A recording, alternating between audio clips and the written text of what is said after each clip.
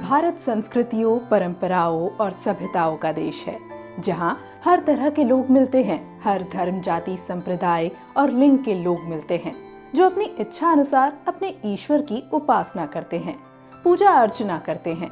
हिंदू धर्म में उपासना और त्योहारों का अपना महत्व है।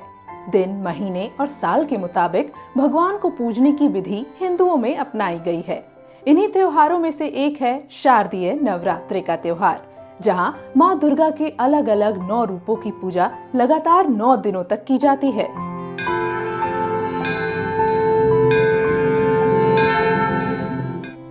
नवरात्रि शक्ति का महापर्व। वैसे तो साल में 4 बार नवरात्रे आते हैं।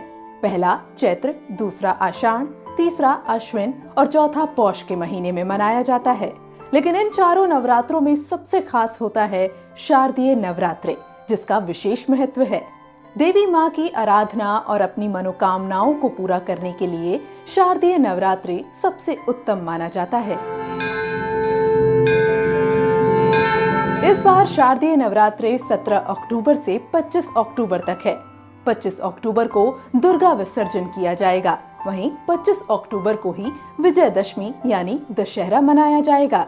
नवरात्रि का हर दिन माँ दुर्गा को समर्पित होता है। नवरात्रि के 9 दिनों तक दुर्गा माँ के अलग अलग 9 रूपों की पूजा की जाती है। आइए बताते हैं नवरात्रि में किस दिन माता के किस स्वरूप को पूजा जाता है और इस बार किस तिथि को कौन सी माता की पूजा होगी।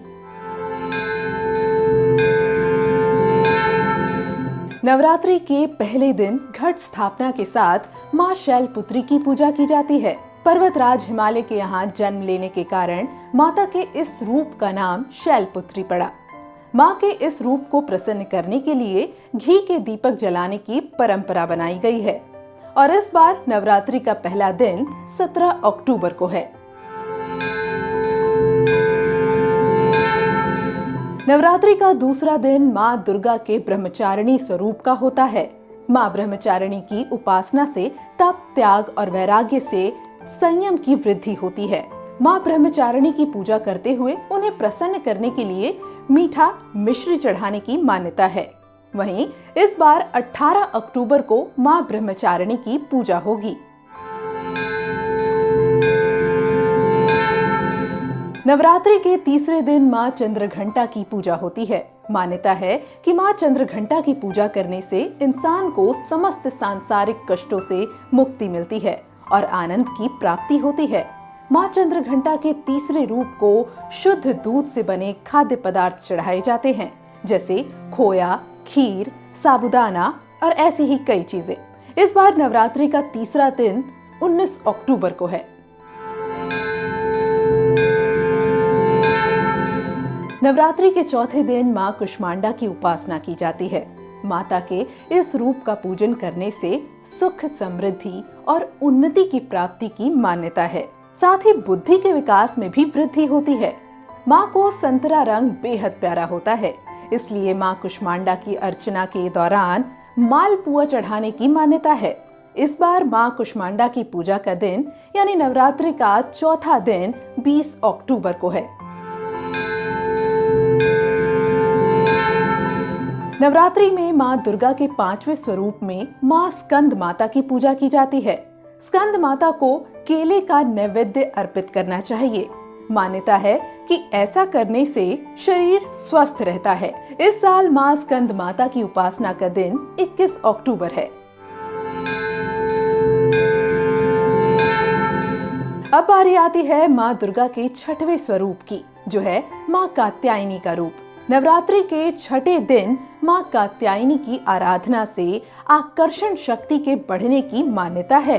माँ कात्यायनी की पूजा करने के लिए शहद जरूर चढ़ाना चाहिए। माना जाता है कि इससे माँ कात्यायनी प्रसन्न होती हैं। नवरात्रि के 6ठे दिन की पूजा 22 अक्टूबर को की जाएगी।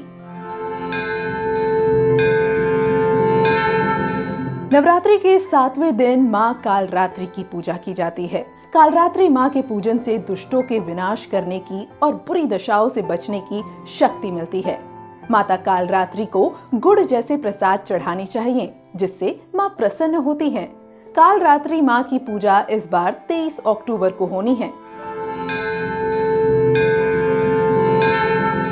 माँ दुर्गा का 8वां स्वरूप माँ गौरी का है। नवरात्रि में 8वें दिन माता के इसी स्वरूप की आराधना की जाती है।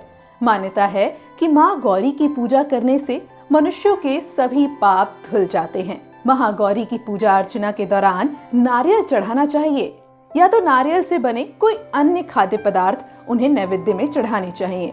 और इस साल 23 अक्टूबर को माँ गौरी की पूजा की जाएगी।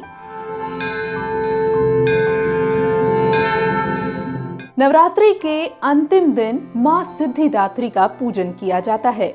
इनकी उपासना से भक्तों की सभी मनोकामनाएं पूरी हो जाती है। इस दिन माँ को तिल अर्पित करने से विशेष फल मिलने की मान्यता होती है। माँ के 9वें रूप को खुश करने के लिए तिल का प्रसाद चढ़ाना चाहिए। नवरात्रि के अंतिम दिन को महानवमी कहा जाता है और इस दिन कन्या पूजा की जाती है।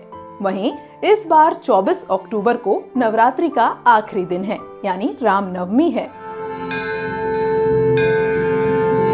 नवरात्रि के 9 दिनों में पूरी भक्ति से माँ दुर्गा की उपासना की जाती है और उम्मीद है कि देवी माँ की आराधना से आपकी सारी मनोकामनाएं जरूर पूरी होंगी।